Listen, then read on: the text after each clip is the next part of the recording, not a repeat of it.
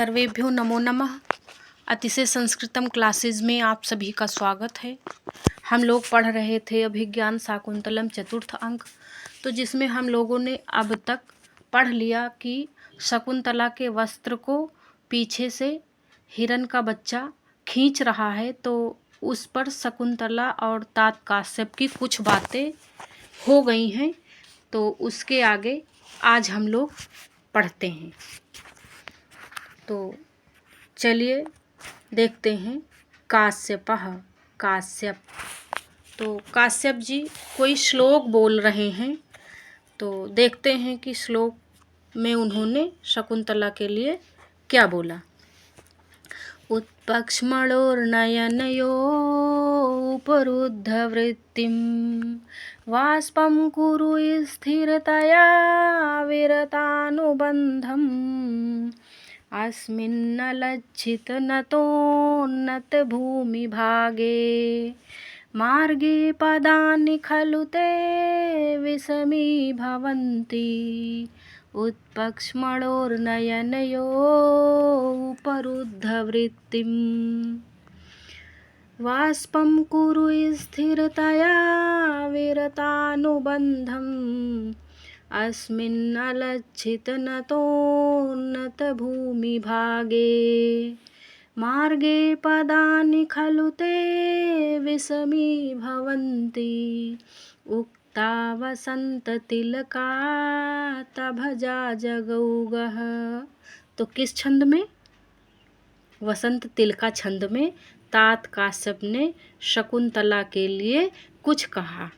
तो आइए देखते हैं कि क्या कहा काश्यप जी ने।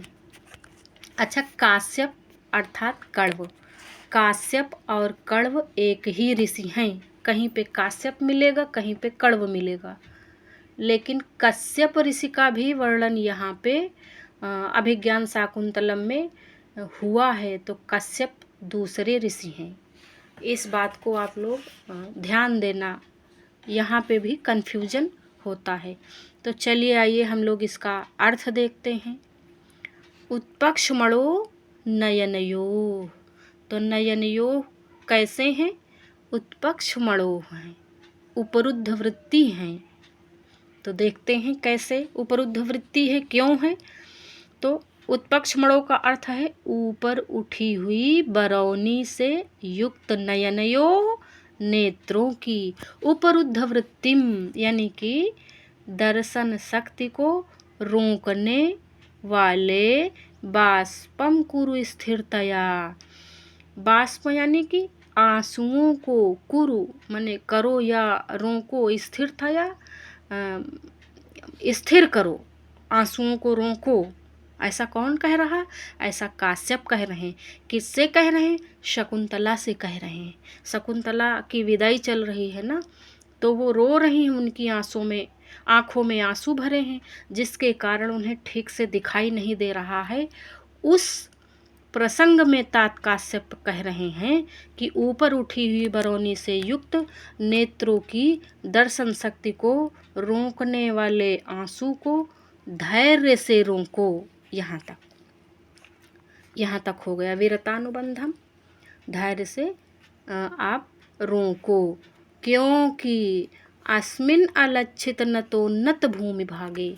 तो भूमि का भाग कैसा है? नतोन्नत है, यानी कि ऊंचा नीचा है। तो ऊंचा नीचा है, तो इसीलिए कह रहे हैं क्योंकि ऊंची नीची भूमि को न देखने के कारण मार्गे पदानि खलुते विषमी भवन्ति। मार्ग में पदानि यानी कि तुम्हारे जो पैर हैं, खलुते ते तुम्हारे विषमी भवन्ति लड़खड़ा रहे हैं, विषम हो रहे हैं, लड़खड़ा रहे हैं। तो आइए हम लोग इसमें संभावित प्रश्न देख लेते हैं ना। उपरुद्ध वृत्ति कौन है? शकुंतला है, क्योंकि शकुंतला के नेत्रों में आंसू भरे हैं, इसलिए उपरुद्ध वृत्ति शकुंतला है। कौन है? शकुंतला है। और ये जो विरतानुबंधम शब्द प्रयोग हुआ है, इसका अर्थ है जिसका प्रवाह रुक गया है। तो किसका प्रवाह रुक गया है? शकुंतला की आँखों के दर्शन का प्रवाह रुक गया है। क्योंकि आंसू भरा है ना आँख में, इसलिए। अब यहाँ पे ते पद आया है, तो ते पद से किसका बोध है? शकुंतला का बोध है। अब विषमी भवंती कौन है? लड़खड़ा कौन रहा? शकुंतला। ऐसा सब याद रखना, क्योंकि इसी तरह से लाइन देकर आजकल प्रश्न पूछे जा रहे हैं। कठिनाई स्तर बढ़ा दिया गया है, तो हम एक एक शब्द को विधिवत देखते हुए चलेंगे, खास करके उस श्लोक को जिसको तात काश्यप ने बोला है उसे हम जरूर ध्यान देंगे। और 14 ही श्लोक तो अभिज्ञान शाकुंतलम के चतुर्थ अंक में तात काश्यप ने बोला है, बाकी तो सब अन्य लोगों ने बोले हैं। 22 श्लोक हैं। तो आगे हम लोग देखते हैं। यहाँ तक हो गया वाष्पम कुरु स्थिरतया विरतानुबंधम, कि आंसू को धैर्य से रोको, क्योंकि नतोन्नत माने ऊंची नीची भूमि को न देखने के कारण इस मार्ग में तेरे पैर वस्तुतः लड़खड़ा रहे हैं। इतना हो गया। अब हम लोग इसकी व्याकरण देख लेते हैं। यहाँ से उत्पक्ष मड़ो ऊपर की ओर उठी हुई बरौनी वाले। समास क्या है? उद्गतानि पक्षमाणि ययोः तयोः बहुब्रीहि समास। कौन सा समास? बहुब्रीहि समास। उत्पक्ष मड़ों में कौन सा समास? बहुब्रीहि समास। उपरुद्ध वृत्तिम, ये यहाँ पे जो उपरुद्ध वृत्तिम है, नेत्रों की दर्शन शक्ति को रोकने वाले। उपरुद्धा वृत्ति येन तम बहुब्रीहि समास। उपरुद्धा वृत्ति येन तम कौन सा समास? बहुब्रीहि समास। दोनों में बहुब्रीहि समास हो गया। अब उपरुद्ध का हम लोग व्याकरण देख लेते हैं। उपधन, रुद्ध धन, कद धन, वृत्त धन, 3 प्रत्यय। उपरुद्ध का ये जो है व्याकरण होगा। फिर है विरतानुबंधम। कहाँ पे दिया है? ये यहाँ पर विरतानुबंधम, यानी जिसका प्रवाह रुक गया है। विरतः अनुबंधः यस्य तम बहुब्रीहि समास। विरतः अनुबंधः यस्य तम बहुब्रीहि समास। तो उत्पक्ष मड़ों में बहुब्रीहि, उपरुद्ध वृत्तिम में बहुब्रीहि और विरतानुबंधम में बहुब्रीहि समास है।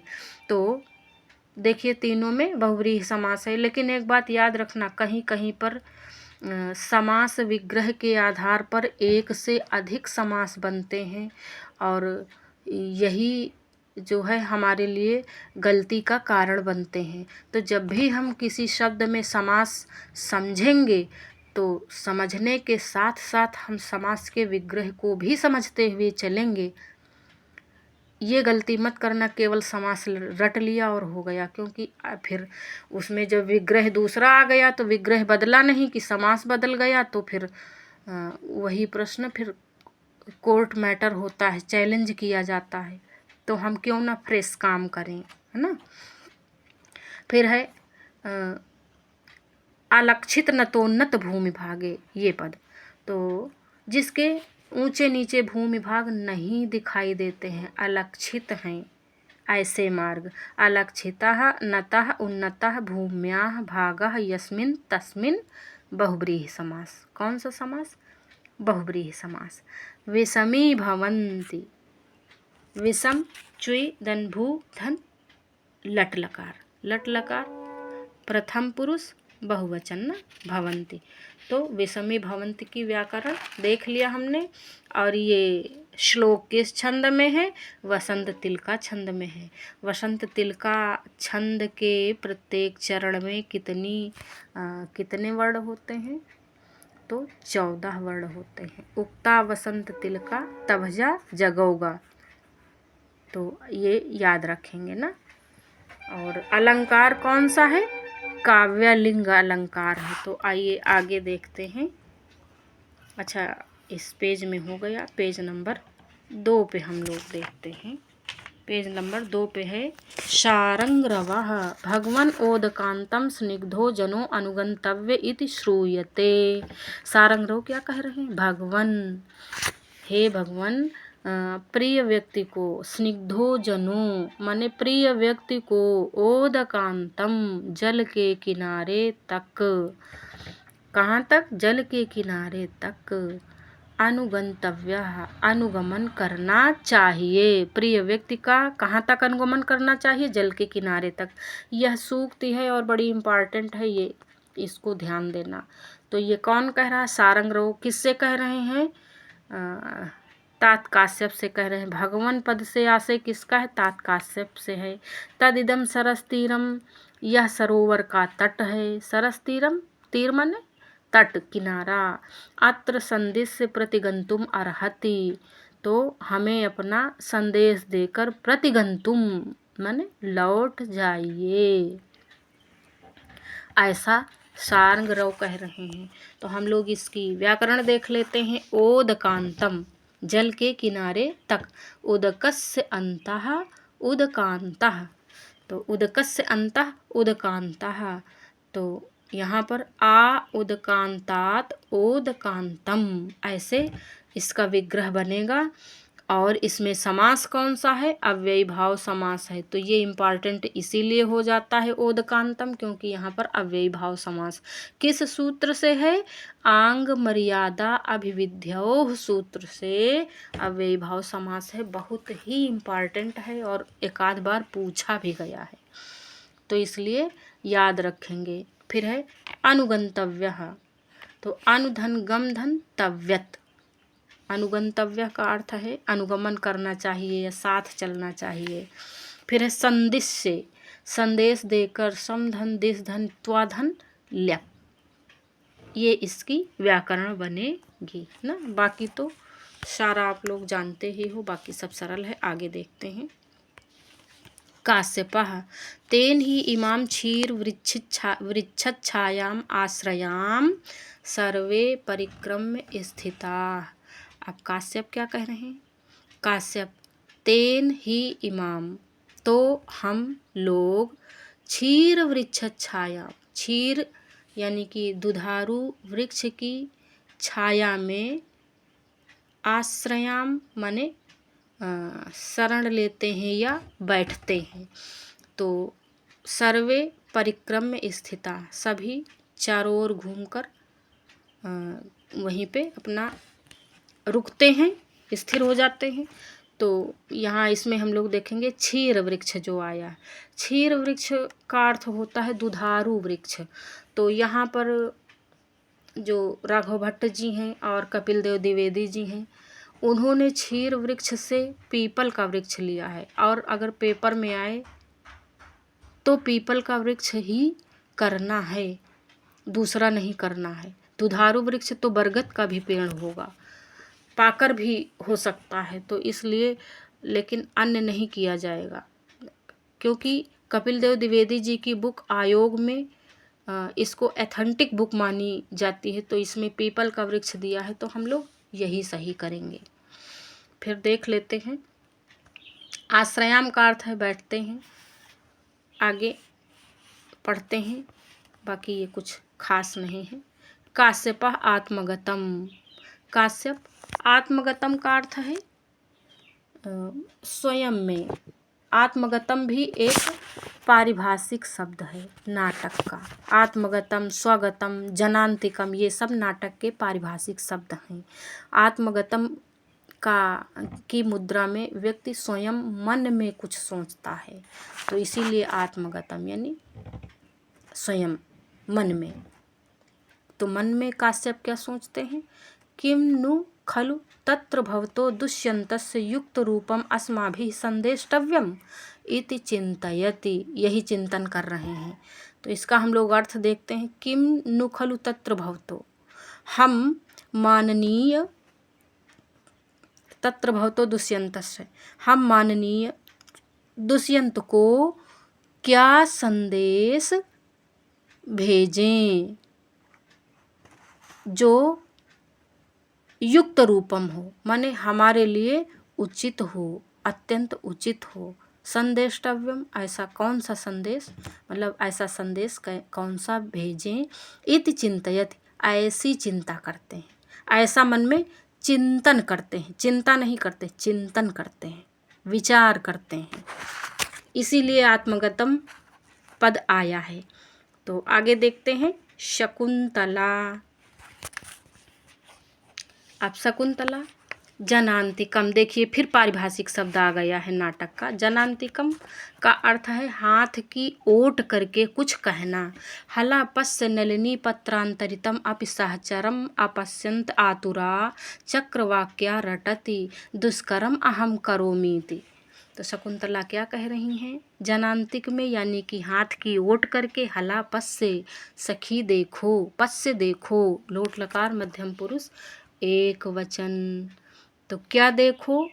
नलिनी पत्रांतरितम अपि, माने कमल के पत्ते की ओट में बैठे हुए भी, सहचरम अपश्यन, सहचर को न देख पाते हुए, चक्रवाक्या रटती, चकवी चिल्ला रही है, व्याकुल हो रही है। और क्या कह रही है, क्या रट रही है? दुष्कर्म अहम करोमि, मैं बड़ा कठिन कार्य कर रही हूँ, दुष्कर कार्य कर रही हूँ। तो इसमें हम लोग देख लेते हैं संभावित प्रश्न कि ये शकुंतला बात किससे कह रही हैं? सखियों से कह रही हैं।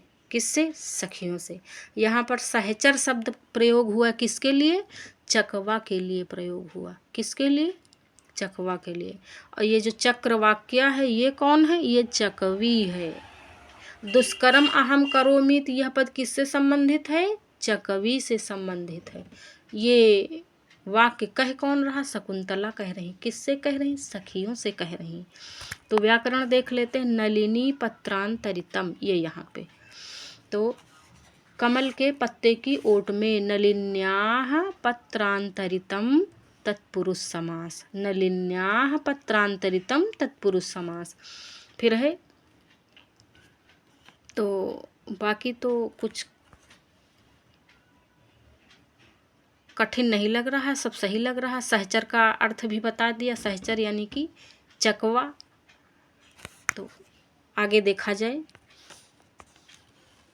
ये यहाँ पे, हाँ, अनसुईया सखी माँ एवं मंत्रयस्सो। तो अब ये अनसुईया क्या कह रही हैं? माँ एवं मंत्रयस्सो, मैवम दिया है ना, तो माधन एवं मैवम। तो सखी माँ एवं, ऐसा, ऐसी बात ना कहो, मंत्रयस्सो माने ना कहो। अब ये जो पद आया है इसको आप ऐसे का ऐसा ही याद कर लेंगे कि मैवम मंत्रयस्सो, इस जो है वाक्य का क्या अर्थ है? तो ऐसी बात ना कहो, ये अर्थ है। क्योंकि बहुत बार वाक्यों के अर्थ पूछ लिए जाते हैं जो थोड़ा सा भिन्न होते हैं और फिर उसमें गलतियों की संभावना बढ़ जाती है। जैसे उत्तर रामचरितम में त्वम जीवितम पद बहुत पूछा जाता है, त्वम जीवितम पद का क्या अर्थ है? तो ऐसे ही मैवम मंत्रेस्व पद का क्या अर्थ है? ऐसे ये वाक्य देकर पूछ सकते हैं, इसलिए ध्यान देंगे ना। तो अनसुईया क्या कह रही हैं? एसापि प्रेण बिना गमयति रजनीम विषाद दीर्घतराम गुरुवपि विरह दुखम आशाबंधा साहयति। क्या कह रही हैं? एसापि प्रेण बिना, इसने प्रिय के बिना, गमयति रजनीम, रात को बिताई है। और कैसी रात को? विषाद दीर्घतराम, जो बड़ी कठिन रात, बड़ी ही कठिन रात, लंबी प्रतीत होने वाली और दुख की रात, कठिन रात को बिताई है। चकवा चकवी रात में अलग रहते ना, ऐसा कुछ है, कोई कहानी है। तो गुरुवपि विरह दुखम आशा बंधा साहयति, आशा का बंधन विरह के कठोर दुख को भी सहन करा देता है। तो यहाँ पर आशा का बंधन क्या है? यहाँ पर आशा का बंधन है कि सुबह होगी और चकवा चकवी मिलेंगे। तो ऐसा पद से किसका बोध है? ऐसा पद से चकवी का बोध है। अब अगर पहले की कहानी आपको नहीं याद होगी तो ऐसा पद से किसका बोध है ये आप नहीं बता पाओगे। इसलिए हर चीज़ को हम लोग विधिवत पढ़ते हुए चलेंगे ना। अब आ गया सेंटेंस कि ऐसा बिना, ऐसा प्रियेण बिना गमयति रजनी पद में ऐसा पद से किसका बोध है? तो गड़बड़ा जाएगा ना। तो ऐसा पद से चकवी का बोध है। कौन कह रहा? अनुसुईया कह रही। किससे कह रही? शकुंतला से कह रही हैं। और प्रियेण बिना, तो ये प्रियेण जो कौन है ना, ये कौन है? ऐसा के प्रियेण कौन है? यानी चकवी के प्रियेण चकवा है। चक्रवाक हैं, तो प्रियेण से तात्पर्य चकवा से है। और विषाद दीर्घतराम रजनी का विशेषण है, रजनी से संबंधित है। रात्रि की विशेषता है, कैसी है? विषाद है। और दीर्घतराम बहुत लंबी है, दुख भरी। और तो अब इसमें समास वमास देख लेते हैं। तो नलिनी पत्रांतरितम का बताए थे, नलिन्याः पत्रांतरितम तत्पुरुष समास। फिर देख लेते हैं विषाद दीर्घतराम, दुख के कारण लंबी, विषादेन दीर्घतराम तत्पुरुष समास, विषादेन दीर्घतराम तत्पुरुष समास। फिर है आशा बंधः, आशा का बंधन, आशायाः बंधः तत्पुरुष समास। अब तत्पुरुष समास में भी षष्ठी तत्पुरुष है, आशा का बंधन तत्पुरुष समास में षष्ठी तत्पुरुष है। जब कठिन बनाना होता है तो समास के अंदर पूछ लेते हैं, समास है तो कौन वाला है, ऐसे पूछ लेते हैं, कठिन करना होता है। तो इसलिए विधिवत पढ़ते हुए चलना चाहिए हमें ना। फिर है विरह दुखम, वियोग के दुख को, विरहस्य दुखम, विरह दुखम तत्पुरुष समास। तो यहाँ इसका सब हो गया, हमने बता दिया। आगे चलते हैं पेज नंबर 3 पे। ये यहाँ काश्यपः, काश्यप सारंग्रोइति त्वया मद्वचनात् स राजा शकुन्तलां पुरस्कृत्य वक्तव्यः। तो काश्यप जी अब मन में सोच चुके हैं ना, इसके पहले आया था ना स्वागतम, तो स्वागतम में वो स्वागतम नहीं आत्मगतम पद आया था ना, काश्यप आत्मगतम। तो आत्मगतम में उन्होंने सोच विचार कर लिया है और अब बता रहे हैं सारंगरव से। सारंगरव इति वक्तव्या, ऐसा कहना, इति त्वया ऐसा तुम, मद्वचनात् मेरे वचनों को, स राजा उस राजा के सामने, शकुंतलाम पुरस्कृत्य शकुंतला को सामने करके वक्तव्य कहना। सारंगरव मेरे वचनों को, शकुंतला को राजा के आगे करके राजा से कहना, ऐसा सारंगरव ने कहा, काश्यप ऋषि ने कहा। तो काश्यप जी ने सारंगरव से ही क्यों कहा? क्योंकि सारंगरव उम्र में बड़ा है, बड़ा तपस्वी है ऋषि कुमार, तो इसलिए बड़े हैं, तो इसलिए गंभीर हैं, इसलिए सारंगरव से कहा, सारद्वत से नहीं कहा। तो अब हम लोग इसकी व्याकरण देख लेते हैं ना। मद्वचनात् पद आया है ना, मद्वचनात्, तो मद्वचनात् में पंचमी विभक्ति है, तो पंचमी विभक्ति ल्यब लोपे कर्मणि से हुई है। किससे हुई है? ल्यब लोपे कर्मणि से पंचमी विभक्ति हुई है। और पुरस्कृत्य, पुरस धन क्री धन त्वा धन ल्यप, ये यहाँ पर पुरस्कृत्य में त्वा धन ल्यप प्रत्यय। पुरस्कृत्य का अर्थ है आगे करके, और वक्तव्य वच धन तव्यत, वच धन तव्यत वक्तव्य, ऐसा। आगे देखते हैं। सारंगरवः, सारंगरव आज्ञापयतु भवान, आप आदेश दीजिए। भवान पद से यहाँ पर आशय किसका है?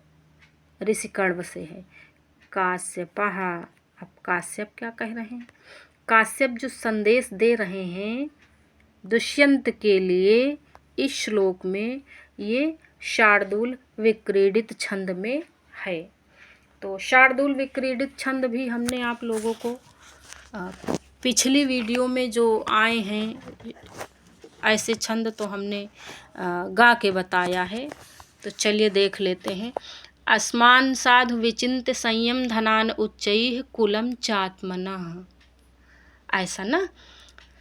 त्वयि अस्याः कथम अबान्धव कृतां स्नेह प्रवृत्तिं च तां सामान्य प्रतिपत्तिपूर्वकम् इयं दारेषु दृश्या त्वया भाग्या यत् मतः परं न खलु तद् वाच्यं वधूबन्धुभिः। तो ये श्लोक है, शार्दूल विक्रीडित छंद में है और आज सस्वर वाचन करने का मन नहीं, थोड़ा सा जैसे गले में कुछ दिक्कत है, तो ऐसे ही देख लेते हैं। यहाँ इसका अर्थ हम लोग संयम धनान से उठाएंगे। तो संयम धनान का अर्थ है संयम रूपी धन वाले। तो संयम रूपी धन वाले कौन है? असमान, हम लोग, साधु, यानी कि संयम रूपी धन वाले हम साधु लोग, यानी कि काश्यप लोग ना। तो हम लोगों का, और विचिंत माने चिंतन करके, और किसका? उच्चै कुलम चात्मनः, अपने ऊंचे कुल का, और त्वयि अस्याः, और तेरी ओर से इस शकुंतला के जो कथम अबांधव कृताम, माने बंधुओं के द्वारा, अबांधव पद का प्रयोग इसलिए हुआ कि बंधुओं के द्वारा ना किए हुए। तो बंधुओं ने क्या नहीं किया? स्नेह प्रवृत्तिम चताम। तो स्वाभाविक प्रेम व्यापार का ठीक विचार करके, कौन सी प्रवृत्ति का? स्नेह प्रवृत्ति का ठीक विचार करके तुम सामान्य प्रतिपत्ति पूर्वकम इयम, सामान्य गौरव के साथ। कैसे? सामान्य अर्थात समान गौरव के साथ क्या करना? दारेषु दृश्या त्वया, दारेषु माने अन्य पत्नियों के समान ही, दृश्या देखना, त्वया तुम। तो कहने का तात्पर्य ये है कि कण्व जी कह रहे हैं कि दुष्यंत के भाई और भी पत्नियां हैं, तो सामान्य गौरव के साथ दुष्यंत शकुंतला को भी देखें, अन्य पत्नियों के समान ही व्यवहार करें। तात काश्यप के कहने का ये अर्थ है। भाग्यायत्त मतः परम न खलु तद वाच्यम वधू बंधुभिः, इसके आगे भाग्य ही अधीन है, क्योंकि कुछ अपना भाग्य भी होता है। परम न खलु, वह हमें न वाच्यम नहीं कहना चाहिए। किसको? वधू बंधुभिः, वधू के संबंधियों को नहीं कहना चाहिए। तो ये इसका अर्थ हो गया। अब हम लोग इसकी व्याकरण देख लेते हैं। असमान साधु पद से आसे महर्षि कण्व से है। संयम धनान भी महर्षि कण्व के लिए प्रयुक्त हुआ है, संयम धन वाले हैं। तो और उच्चै कुल वाले कौन हैं? उच्चै कुल वाले हैं राजा दुष्यंत। कौन? राजा दुष्यंत। तो विचिंत पद आया है ना, विचिंत त्वाधन ल्यप प्रत्यय, और संयम धनान, ये यहाँ पे संयम धनान, संयम ही है धन जिनका ऐसे, संयम रूपी धन वाले। तो संयम एवं धनम एसाम तान बहुब्रीहि समास। ठीक। और संयम पद में इसकी व्याकरण किया है सम धन यम धन अप प्रत्यय। कौन सा संयम में कौन सा प्रत्यय? अप प्रत्यय। बहुत बार प्रत्यय ही पूछ लिया जाता है शब्दों में। फिर आगे देखते हैं अबांधव कृताम, कहाँ पे आया है? ये यहाँ पे अबांधव कृताम, बंधुओं के द्वारा ना कराए गए। न बांधवैः कृताम अबांधव कृताम तत्पुरुष समास। फिर है स्नेह प्रवृत्तिम, ये यहाँ पे प्रेम व्यापार को स्नेहस्य प्रवृत्तिम ताम तत्पुरुष समास। अबांधव कृताम में भी तत्पुरुष, स्नेह प्रवृत्ति में भी तत्पुरुष, स्नेहस्य प्रवृत्तिम ताम तत्पुरुष।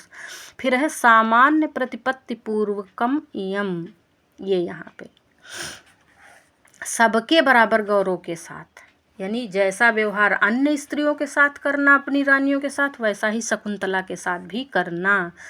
तो इसका हम लोग इस शब्द में दो प्रकार से समास बनेगा। समास के साथ साथ समास का विग्रह भी ध्यान देना, क्योंकि विग्रह के आधार पर समास बदल जाता है ना। तो यहाँ पर दो प्रकार से समास। पहला देखते हैं सामान्य प्रतिपत्ति ही, सामान्य प्रतिपत्ति कर्मधारय समास, पहला ये बना। सामान्य प्रतिपत्ति, सामान्य प्रतिपत्ति कर्मधारय समास। और दूसरा सामान्य प्रतिपत्ति पूर्वा यस्मिन तत् बहुव्रीहि समास, यानी विग्रह के आधार पर एक बार कर्मधारय और एक बार बहुव्रीहि समास बना, इसलिए ये इम्पॉर्टेंट हो जाता है, तो इसे ध्यान देंगे ना। फिर प्रतिपत्ति प्रतिधन पदधन 3 प्रत्यय, फिर है भाग्यायत्तम, भाग्य के अधीन, भाग्ये आयत्तम, भाग्यायत्तम तत्पुरुष समास। और आयत्त पद का व्याकरण है आ धन यत धन कत प्रत्यय। तो आशा है मुझे इसकी व्याकरण आप लोगों को आ गई होगी। और टीजीटी में बहुत व्याकरण पूछी जाती है, इसलिए व्याकरण का तो आप लोग एकदम विधिवत पढ़ते हुए, एक एक शब्द की व्याकरण पढ़ते हुए चलना है, ताकि गलत होने की संभावना ना रहे। क्योंकि टीजीटी का कोर्स हमने बताया बड़ा संक्षिप्त है, बहुत छोटा है, इसलिए एक एक शब्द से पे पता नहीं कितने कितने जो है प्रश्न आयोग बना लेता है। तो आज के लिए इतना ही। वीडियो कैसा लगा हमें ज़रूर बताएं। और हम सोच रहे हैं कि त्योहार में बड़ी व्यस्तता है, तो त्योहार भर हम लोग क्लास ना लें, तो कैसा रहेगा आप लोग हमें अवश्य बताएं। धन्यवाद।